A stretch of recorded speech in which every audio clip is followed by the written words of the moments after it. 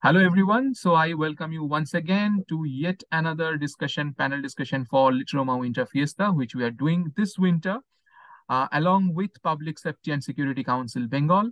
And this time we have with us our very dear friend Anupama Dalmia. Anupama, welcome to the panel discussion.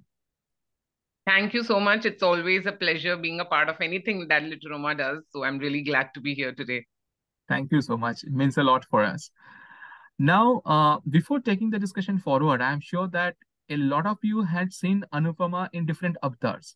She had been a writer, she had been an entrepreneur, and this time, primarily why she is there is because she features as one of the six among the biography collection that we have come up with. So Anupama's story is also there. And once again, it's a fascinating story. I'm sure that a lot of you will be, or rather, most of you will be reading it.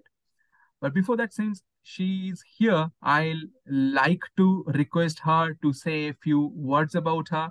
Then, if she can pick one or two segments from the book, maybe a few quirky facts from your biography, which you want to share with everyone, which people will remember, and people will remember it when they actually read the copy of the biography. So over to you, Anupama. Yeah, thank you so much. And, I want to just start by saying that when Literoma had reached out to me for this biography, I kept saying no for the longest time because uh, I felt that, I've I still so much remember. to achieve, Yeah. so much to do. And no, I don't think. But then I think what really eventually got me convinced was the very fact that, when Ritvika mentioned that, see, this is not to show that you've achieved everything already, but it is more for an inspiration. You have an inspiring story, and definitely, after reading your story, it's possible somebody else also, they might get inspired to do something like that with their own lives. So I think that's what eventually got me convinced that, okay, let me just share whatever it has been like till today. And it was a pleasure recounting all that while this biography was being published. So, firstly, I just want to thank Literoma for considering my journey worthy of being a part of the book. I hope everybody who reads it enjoys this journey. To talk about myself, like I actually, like I think now a lot of people already know that I was working with Infosys earlier, and then there was this one fine day when I resigned. To pursue an alternate career path. So I think that itself is probably one of the most quirkiest things from my life journey that it was a very like I remember I was in Infosys, like that time in Australia. We were there for a project with a client, and uh, we had an event where I did very well. I mean, it was a point in my career when I knew that my next appraisal and everything is going to be perfect. It's going to be great, but interestingly, that was the point when actually I decided to resign, because I felt that I am not feeling very what do you say, like very happy or kicked about it, the way you feel right when you've achieved something. And I think that made me ponder, that made me start thinking about what I really want to do. And I realized that it was because I was not doing something which I am in essence. And that's how that entire thing happened. And I went and told my husband, who was very, very supportive, but there were many other people who felt that, okay, this is really foolish. Who leaves, like, such a lucrative job, especially those times. I think today we are still supporting entrepreneurs, we are supporting ideas, but I'm talking about many years ago when this was still a very, very new thing, and everybody felt that this is very silly. But yes, there was also this section of people who were extremely supportive, who were like, we are with you, just go and find yourself. And I think that's how this entire journey began, and that is what majorly a part of the biography as well. That how it was very challenging, of course, at the beginning, because when I resigned, I didn't resign with a very specific thought in my head.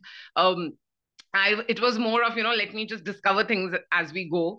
And that's how from there to today being a writer, being a serial entrepreneur, managing 3 ventures, managing an NGO. I also am a choreographer and I'm a mentor. And yes, definitely a mother to a 7-year-old who will soon turn 8. So I think, yes, today I'm very happy about what I'm doing, though a lot of people feel that, where do you get the time to do so much? How do you multitask? I know it's difficult. I have to let go also of a lot of things to make that happen.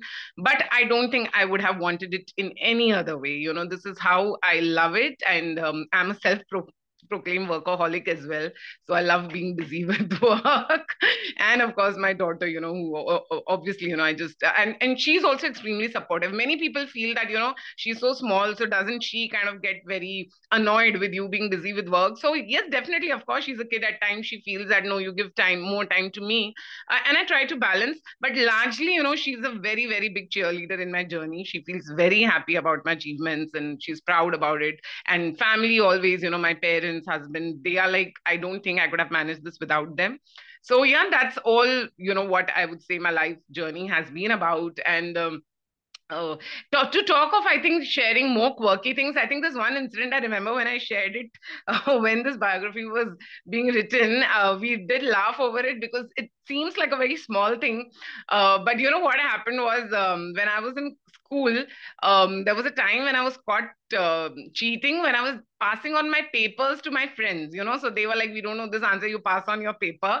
And the reason I shared it was because a lot of people have this image of me that Anupama is like, oh, amazing person. She can never do really anything, which is not correct in terms of, the moral values. And, I just wanted to share that we all do these things. And, I think it's fine. It's not that, I'm like somebody who's never made mistakes and I still make a lot of mistakes. So it was funny. And the funny thing that time was my teacher, instead of scolding me, she was actually crying. So, that was quite funny because she was disappointed in me, So I think that made me kind of a person who started then being very focused on not disappointing others, because for me it was like, oh my God, and I think that is what actually has changed now. I think it was necessary to change because for the longest time, I think I was always driven towards making people happy, a people pleaser. And but yeah, then I think my husband also, brought in a lot of changes in my personality. And today, yes, I've learned to say no. I've learned to put myself first. But yeah, so that was quite funny. And other than that, I think I just read it. I'm sure you will find lots more interesting, tidbits in the book itself. Thank you so much, Anupam. Actually, you made it really sound even more interesting. So, so now, after the quirky fact bit, one question which I'll really like to ask you. So you already actually talked about it. You donned multiple hats, right? So you had been in a proper corporate job, Infosys, Right. then a serial entrepreneur, and then of course you are running 3 ventures. So that is something which is very difficult, and of course you are a writer as well. So how do you manage the transformation, because there has to be Mm. a psychological transformation which has to happen, right? Because when you are a writer, you are a writer. When you are Yes. an entrepreneur, you are an entrepreneur, and you are running NGO as well. So these are Yes. fundamentally 3 different machines which you have to run. So how do you Absolutely. manage that? I think that will be a great message for our subscribers of the channel. Yes, yes. I think nobody has ever asked me about the psychological transformation. I think that's a very interesting question because most of the time people ask me about the time management. But the very fact that, like you said, these three of, whatever 4 things, everything is very different from each other. And you need to be in a certain mind space, right? Like when you, like, for example, suppose I also have a dance enterprise, like, the 3 ventures that I run. So one of them is a dance Right. enterprise. And when I am doing a dance event, so for example, during the Ganesh festivities, we did some, offline public dance events. And you're in a very different mode when you're all the time dancing, you're teaching, and in between to then get into writing. Of course, it's you, because writing you need a totally different space, right? Like we all know. So what I do, couple of things. See, firstly, with respect to the time management, I think prioritization is really key, and not just prioritizing but sticking by the priorities. What I've realized with many people is we know the priorities but we don't stick by it. For example, if I know that I'm going to be busy, and maybe I'll, not be able to go for a certain event because of that, or maybe I'll miss out on watching something, then don't look back. I think the biggest problem is, we tend to, oh yeah, I missed it. I wish I could have. There's no point. I think we all need to learn to stick by our priorities. This is my priority. That's it. There's no point really cribbing over something which is not possible, because it's not possible. So that is one thing I think, that, when you stick by a priority, like for example, I don't fret over my messy house when I'm not having time to do it. It's okay. You have to learn that, okay, see, this is how it's going to be. We all have just 24 hours a day, right? So that, and especially I think this is important for mothers, who, all the time we have this thing of managing home, and that's on our head, right? Like, luckily I have a partner who is a very, very equal, like, I mean, he does everything at home. But I know that a lot of moms, probably struggle to take out time for their work because of having that, you know a psychological thing always about being that great homemaker. So I always tell women and moms that, just stop trying to be a superwoman, because that is just not possible, and it's unfair actually. Why should we be doing everything at all? So just prioritize, what is important to you. If keeping the house clean is important to you, then great. So the thing is, you have to focus inwards. And I think when you focus inwards and know what you really are, what you really want, I think half the problems get solved, because then you're just focusing on that and not, what others are expecting of you. And of course, at the same time, I think realizing the responsibilities is also important. So not that, okay, I don't want to do this, I won't do. No, there's also a responsibility we have towards certain things. So you have to strike a balance. With respect to, psychological, what I try to do is I try to plan for a week, keeping in mind what I should be doing, so that I'm not screwing up with all of the things. So, for example, like I said, suppose if there's a week when I know I'm going to be totally busy with dance events, I don't take up any writing projects, or, any writing articles or whatever, for that week. And the thing is, I have a diary. I mean, my daughter also laughs sometimes, which has a huge list of to do stuff. But trust me, this helps a lot. I think we really undermine, the importance of maintaining, the writing the to-do list, planning. Trust me, you get a lot of perspective when you do that. So that's what I do. So for a month, I kind of get a high level idea, that I write down, okay, see, this week I need to focus on these two things, which I'll be able to do, and then after that, let me do this, and plan in certain way also. And you have to plan in a way that meets your objectives and goals. So I think, yeah, just being practical about things, being fair to yourself, I think all of that, once your attitude is correct, your approach is correct, everything is doable. And of course, I think at the end of it, you need to be passionate about all that you do. This is my daughter who is showing the diary, my current diary, but please don't open it and show it. It's all a So absolutely. So when you actually talked about the planning thing, it seemed like the systems management graduate is speaking. So the systems MBA is Oh, but speaking. it helps, it does help for Uh, people who have to do a lot of things. I right. think this is my savior, because otherwise it's very in the head, beyond a point, we can't have much in the head. It has to come out Absolutely. on Absolutely. paper. Absolutely. So before we wrap up, Anupama, it was brilliant talking to you. One final request from our end, because I know that you handle a lot of young minds, and there are a lot of young people who also watch our authors' videos and try to get inspiration from that.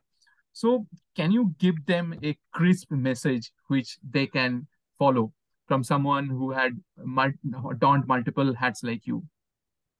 So talking about the youngsters, I feel they can give us tips instead of we giving them tips, because since you're talking about my experience, that's what I've experienced with the young adults, kids. That, I mean, they are so clear. I just find it hilarious. As I'd once gone to a college and they asked me to speak for 10 minutes and give tips to them. I was like, what tips do you give to a generation who have everything at their disposal, who, Absolutely. like, clear about what they want at that? I mean, I'm like, see, I figured out after 30 what I want to do in life, and I resigned and, pursued that.